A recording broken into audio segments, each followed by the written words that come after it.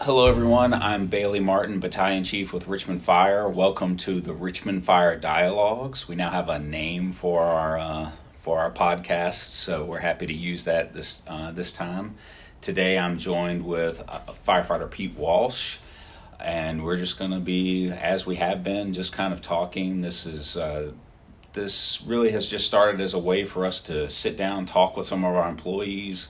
Let our other employees and also the public just to get to know us a little bit, see who we are as a fire department, and see some of the great backgrounds that we have from our members, and also just some of the great things that they're doing in our organization and elsewhere. So, Pete, thank you very much for joining me today.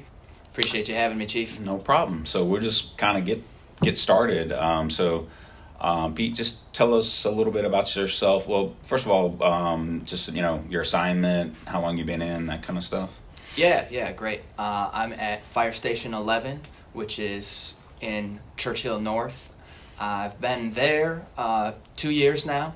I came in at Station 23 on the south side, and that's 3 years total that I've been in the department, at least in the field. So I've been enjoying it a lot, and love it. Okay, so tell me a little bit about you personally. Where'd you grow up? Where are you from? Are you from Richmond originally? Sure. I've been in Richmond about 6 years now. I don't know how long it takes to say you're from there, but not originally. Born in Minnesota, raised in Wisconsin. I was in Michigan for college, and my wife and I got married after I graduated college and ended up coming to Richmond at that point. I grew up most of my life in Wisconsin and have lived in the city of Richmond for the last 6 years, I believe it is now. So from being from that part of the country, does that mean you're a big hockey fan, or were you into hockey, other sports? Or? Yeah. So I guess strange thing there is that I'm a big basketball fan. So sometimes, I receive some hate for that up there.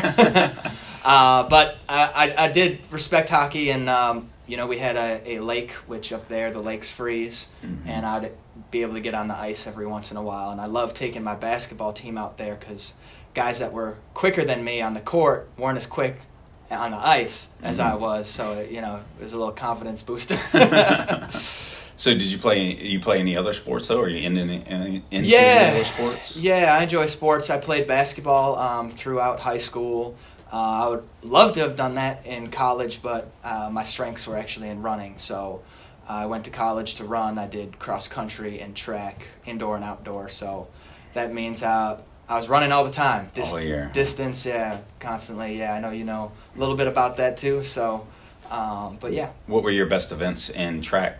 On the track, like indoor, outdoor, what kind of events did you do? Yeah. I was a distance guy, and that for me was a mile or 2 mile.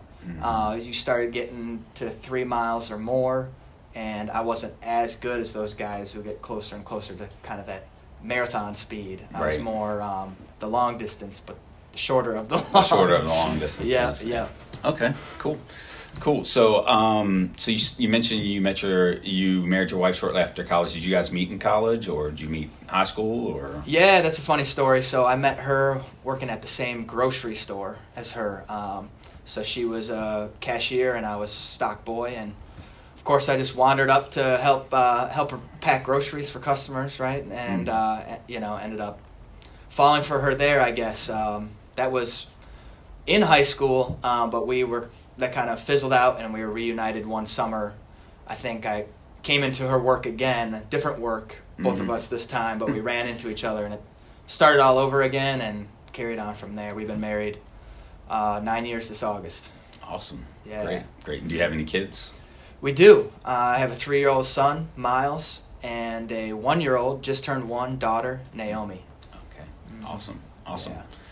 So you lived out in Wisconsin, Minnesota, all that area like you described, and then got out of college, I guess got married. You said you've been here about 6 years.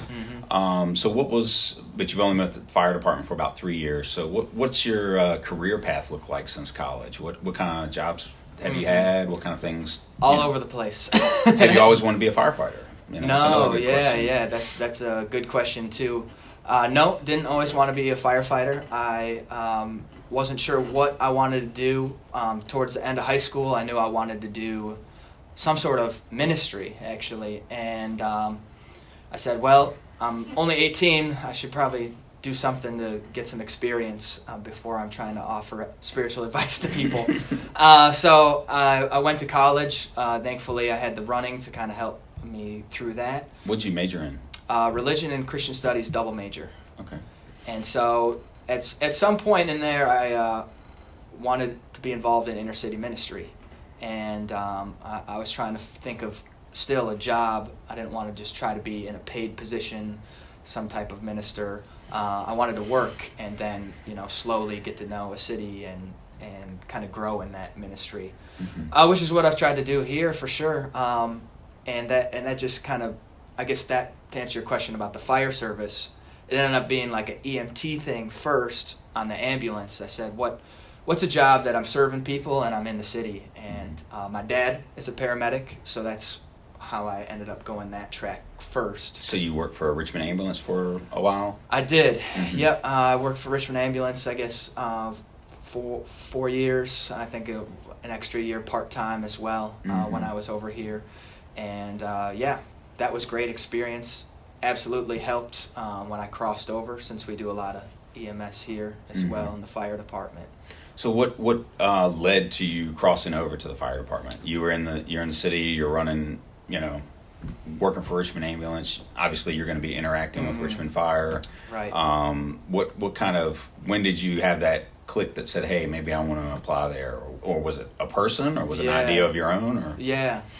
So it's interesting because I didn't really think the fire service was for me until a little bit later in the process. I never thought that, hey, I'm going to start on an ambulance and transition over to the fire service. So really probably the most helpful thing I can say, since I know we have another recruiting class coming up, is that I always thought the firefighters were like handy people, that they were like borderline mechanics, contractors, these people who work with parts and big machines. And I didn't see myself that way. I saw myself, I'm more of like a people person, and I don't really have the set of skills, the gifting for that. When I started to see a lot of that overlap, and that you and I are both on the diversity committee, and I think there's a part of the diversity too of not just gender, sex, race, age, but also like a diversity of gifts and callings, that I was like, oh, this takes a whole team of people. That's not just, they all need to be different colors and shapes and sizes for a pretty picture, but like it actually takes that for the job. So me being a distance runner, I kind of thought, oh, I'm not strong enough for firefighting. That's a big guy's job, but oh wait, yeah, we need a big guy to lift something every once in a while, and I know a few of them in the department. I know you do too. But sometimes we need someone to get to the 20th floor, and that takes endurance. We need a skinny, short person to fit in something. And right now we're just talking about physical size. But anyway, that transferred over, I think, really well to going, okay, the department also takes these set of skills, and I need to, go for it. I was just going to say that I think also that I think you definitely are right. In the past, probably a lot of people that came to the fire service did come from more of a trade type background, right? Carpenters, plumbers, HVAC, whatever. Sure. So they're or even just regular mechanics, like you mentioned. So I think there was a lot of that, but I also think that there's a lot of discussion around those skills are obviously very important, and sometimes you can tell that it's helpful to have those kinds of skills and some general knowledge. I mean, even just carpentry, even though we don't, it comes in. That's mainly my background in terms of trades before college and things. But it still comes into play with, when I was on the HTR team, building shoring was, we used a lot of carpentry skills for that. But, even just understanding building construction, how buildings are constructed helped you understand fire behavior. That's right. Better. So all of that is important, but I also think that, people skills are just as important, and for a lot of other for a lot of other reasons, mainly because we have so much customer contact. When we're going on 40,000 runs a year, and then we're participating in community events and all the other things that we do, I think that having good people skills is important, and also just getting along in station life. When you live with the people you work with, it's a different dynamic than most jobs. So if you don't have the ability to kind of get along with people, it can be a difficult career path. Yeah, so absolutely. So so tell me a little more about coming into the fire service. So that's kind of how. Was there any particular person, or was this just kind of on your own? As working with us, you decide, hey, I think I'm going to give this a try. How did that actually? How did you actually make that step from, to decide to put in an application? Yeah, no doubt. It's the latter, the second one you're talking about. That not necessarily one specific person that inspired me to do it, but being on scene with the fire department and kind of going, could I do that? I think that as far as a career goes, that makes a lot of sense, and I'm trying to stay in the city of Richmond so that it fit in that way. But am I cut out for that job? Will I enjoy it and also be capable? And then I started having some conversations with firefighters and people I just gotten to know throughout the years, and again living in the city too, interacting with firefighters and finding out what the career was about was helpful, just to ask that question. Well, could I do this? Because a lot of stuff I didn't know how to do already. I didn't have any certifications from the fire side. I did have my EMT, which was really helpful. Yeah. So I encourage people to always get that if they have the chance. But I didn't have the fire thing, so it was like, will I be capable of stepping to that and getting it done? So how did you feel? What was your academy experience like? How was that transition? Did you feel like it was, once you got there, was it something that did it overwhelm you at first, or did you feel like it fit right away? Sure. How did that go? Yeah. I mean, I think like anyone else. How about just me? I was nervous for sure, feeling it out, and you can't help but size yourself up. Like, all right, where do I stand here?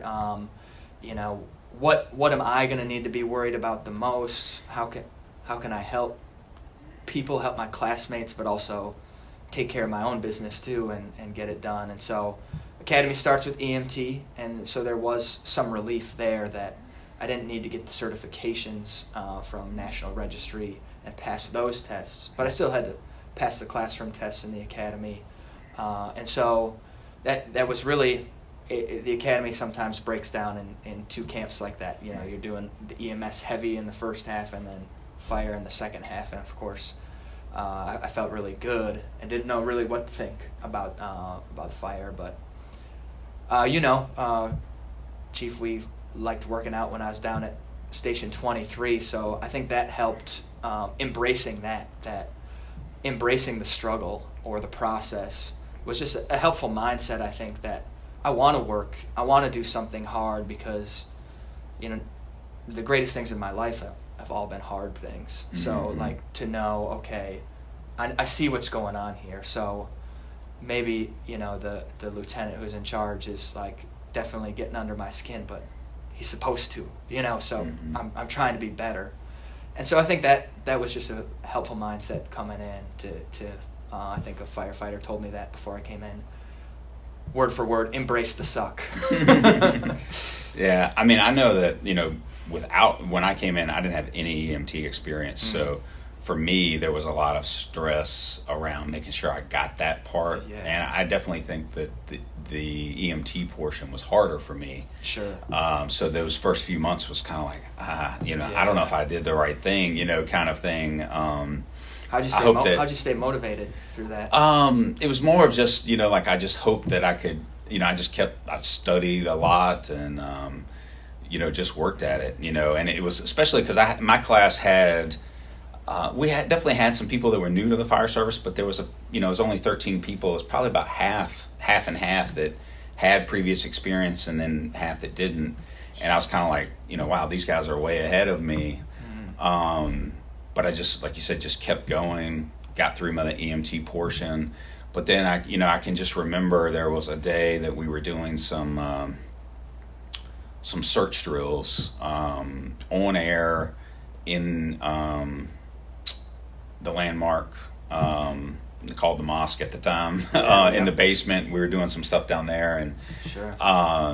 I just remember, kind of getting through that process and just coming out and just thinking, like, when I was done, like I did, just had a really good day with that. I felt like I did really well, and just feeling like, man, like this is it. Like this is the thing I've been looking for. Like I finally felt like I was where I belonged. That's so great. It was just a revelation at that point. From that point on, it was just like, yeah, this is it. And I had what I felt like was the hardest part behind me, because the fire stuff for me came really easy. In terms of learning it, the EMT, like I said, was much harder. So once I had that under my belt and we could transition just to fire, then I felt a lot more comfortable and got a lot more confidence in myself too, and that I could be a contributor here as and be at the same level as anyone else. Sure. Yeah. Good to have that. Yeah. So tell me more. So you mentioned that you have a family, and you said you live in the city. So how has the fire service been for family life? You guys were married for a good bit before, so transitioning from what were normal schedules to fire department life and schedules. How's that? I don't think you had children when you came in, so that's also kind of changed as you've been in. But what kind of impact has that had on your family life or the schedule? Or how do you manage it? Right, that's a great question. My son Miles, who's 3, was born while I was in the academy, so that was a little bit of an experience itself. However, I would say the most frequently asked question I had to other firefighters, especially retired ones or career ones who had families, was like, what was the impact on your family? Because we were already looking that direction. Is this something? And came across, there was actually friends who had, like, their dad or their mom was a firefighter or something, and them say it was a great experience growing up. It actually felt like dad was home a lot, things like that, or like I got a whole nother family because of the fire department family, and they loved going to the station. So those things were really big, is just making family a large priority, to hear those stories, to say, you'll have no problem with that. And so it's interesting you asking me this question, because I remember you saying something when I was at 23, my rookie year, and talking a lot about the benefits. It's nice in the family. There's those hard times when, a pipe bursts at home and you're on duty for the night. It's not, I'll be there at 5, or something like that, or like I'm here for 24 hours. That's been, a little bit of an adjustment, but it's hard to even talk about it with the payoff. When I come home in the morning and I'm there, and I get busy, I get the kids right away. That's just a huge payoff. I always tell my wife, just make it till the morning and you can sleep in. I'll take it from there. And even on a rough night, 23 and 11, both busy stations at night. Trying to go to bed early, but also, like I always say, I got to make it till nap time. When the kids go down for a nap, that's when Dad goes down for a nap. That's when you can recover a little bit, huh? Yeah. I can usually push through with some coffee until nap time in the afternoon, and it's great in that way. So, you mentioned earlier that you were interested, or you studied and were interested in maybe pursuing the ministry. So, how has being in the fire service affected your faith? Has it? I guess just what impact has it had on it, or how that kind of balancing those two parts of your life? Yeah, I'm always nervous with the faith question, because I'm like, it's something precious to me, so I'm like, I don't want to mess it up. It's like getting the fine china out, like I'm going to break it or something. But as far as the fire department impacting it, I would say that as far as it goes with me, I've continued to find what I believe the good news about who Jesus is and what he's done to be true again and again, with different like conversations that happen, discussions or life experiences. And by true, I just mean that I keep seeing that message of the gospel to correspond best with making sense of reality in a way. So some days I don't know how I would do the job without it, because it's not only, I don't only find it true, but also powerful in the sense that it's a message that's really changed me in good ways. It also checks me, like when I get feeling self-righteous. It's enhanced things, that I can enjoy the beauty of the world around me, So it just gets into every crack and crevice of life, and so when we face the hard things, and I have these questions, when we do see death, we see people on their worst days that my faith is just essential at that point, and definitely motivation for doing it. Even coming to the city, I think of Jeremiah 29:7, work for the well-being of the city I've sent you to, and pray to God on its behalf, for when it thrives, you will thrive. And that's just kind of, it's just, there's some common sense in there, but also that's just it's a great call to go, hey, come to the city, not just for what it gives you, because the city does offer a lot as a place and an urban kind of structure, but from a faith perspective, go for what you can give, and you'll actually find out you'll actually get a lot too from that by having that outward focus. So it's a really big question for me, because I find it just, as you hear me rambling on, right. I'll talk all day.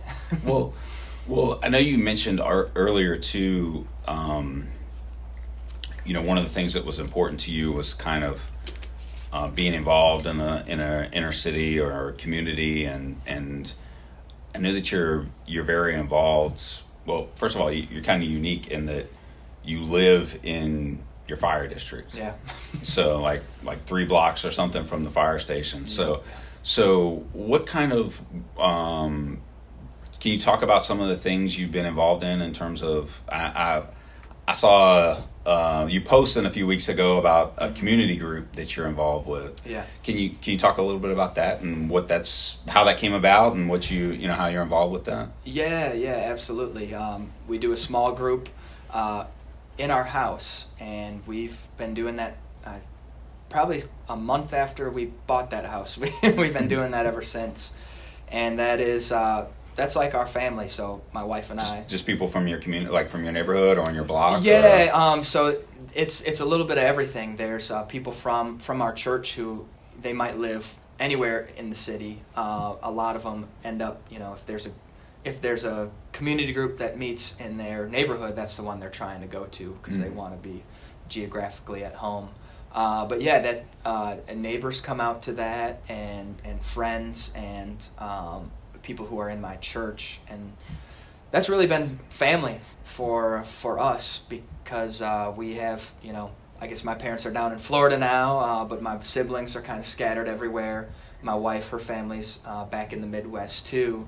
But that was one of the biggest things that made us stay in Richmond, was just, wow, I've never been a part of, and some of that's my own fault, of a thriving community like this. I think I was always trying to dodge it or isolate myself. And it's been phenomenal for our family to be connected with other folks, sharing life together, and it's great. How do you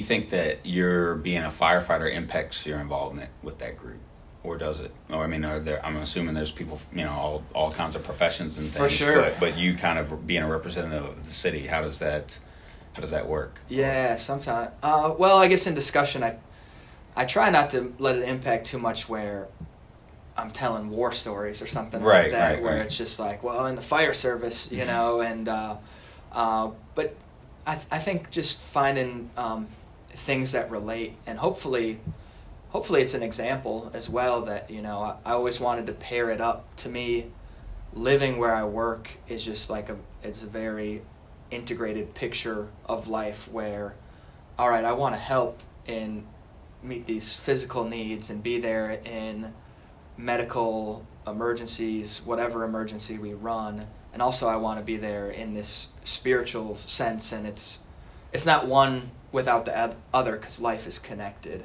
And so I think it's made an impact in that sense, and helpful too that, you know, neighbors that we're trying to help, trying to love our neighbor, you know, simplest, most universal commandment, you know, love your neighbor like yourself.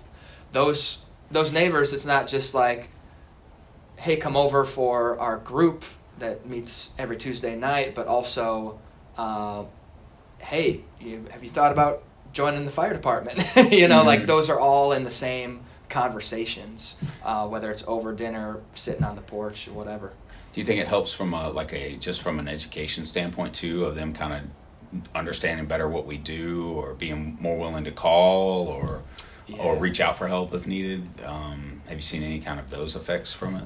Yeah, absolutely. So I'll get a question every once in a while. I might run across the street because someone wants their blood pressure taken, and they know I can do that and give them some advice. But yeah, absolutely. And it's crazy how you can tell someone and it doesn't click, because then I'll like drive by in the fire engine and say something out the window, and they're like, "What?" You know, like, you do that? I was like, yeah, I've been telling you, like, you needed to see it to believe it, I guess. But so that the connection really just, it solidifies then at that point that, oh yeah, that's Pete who lives there, and there he is on that fire engine, and it's helpful in that way. Have you what's it like responding to your neighborhood from the other side? You know, now you're on the fire truck and you're going to calls, like you said, sometimes people's worst day, but it's your neighbors. Yeah. You know, I mean, do they recognize you sometimes, or is it just, hey man, you know, like this happened 2 blocks from my house, you know, what kind of impact has that had on you or on service delivery, you think? Yeah. That's great. And I think that's probably the number one hang up when I talk to people, and they have a hard time getting the kind of the lifestyle of, like, you live in the district that you work in, and to me, it doesn't only make sense, but it is something you got to walk through and kind of go, okay, well, how am I going to respond? And of course, you have your theories until it happens, and it's like, that's my friend, or that's my neighbor, or my loved one. And so, I tell a little story here that did happen. An address came out, and the address didn't click at first, but one of my crewmates said, "Pete, that's your friend's house." And the nature of the call was significant enough where it'd be like, oh wow, this could be really bad. Mm-hmm. And so I remember riding on the engine to that call, and it wasn't a long ride because it was really close, but thinking, you know, well, what if? And the what ifs of the worst things, you know, all ran through, and like stepping out the door and saying to myself, nothing changes, you know, nothing changes. Like, I should be giving the same care to this person I know who's my friend as I do any other neighbor or any other person in my fire district. So it's not like I ramp it up because they're a loved one. The people I don't know, I'm ramping up to that person that is a loved one. And so, and I figured to try to, if I ramped it up anymore, I'd probably just be too emotional and not function well, right? So a big part of that was going, nothing changes because I'll help them the best if I don't get emotional. So I'm going to just try to deliver the best care possible and go from there. You know, and I mean, we talk about it like it's, you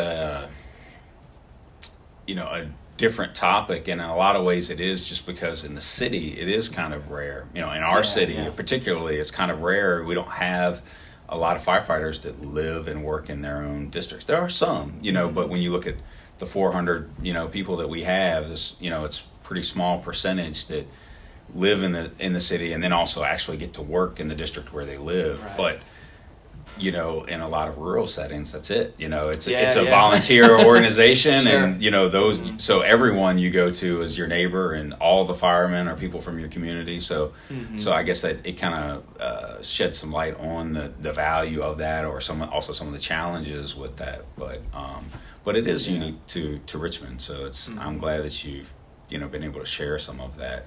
I know like you said, you're big in community. I know I once was running the basketball team, and I think you've kind of taken it over now, which is great, because it's good to see, some newer guys taking it over. But can you talk about the league that you guys are playing in now? We've been in the league for a couple of years, but can you talk a little bit about that and, how that, kind of connects to our community as well? Yeah, absolutely. Well, I'm happy to take something off your plate as you keep putting more on as well.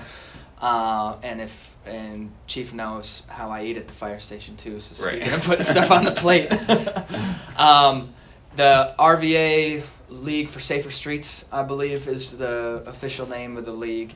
And Richmond Police started that. I don't know the history to know when we stepped into it. You're probably. I think it was about 3 years ago. I think this is our third season. Okay. Fourth year probably because of COVID. I think we played a couple of games last year, but then COVID hit and it kind of fizzled out then. Yeah, we had to kind of sit down, and I think it's just getting going again. But yeah, keep going. Yeah, I mean, from what you've heard just today so far, I think the concept really fits well with everything I try to be about.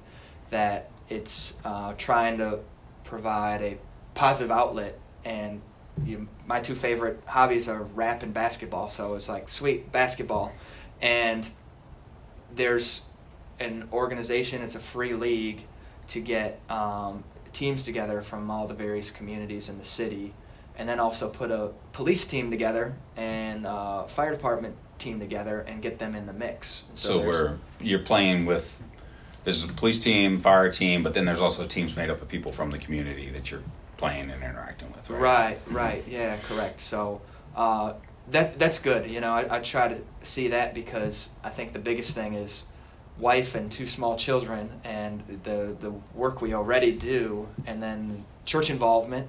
How can I justify playing basketball?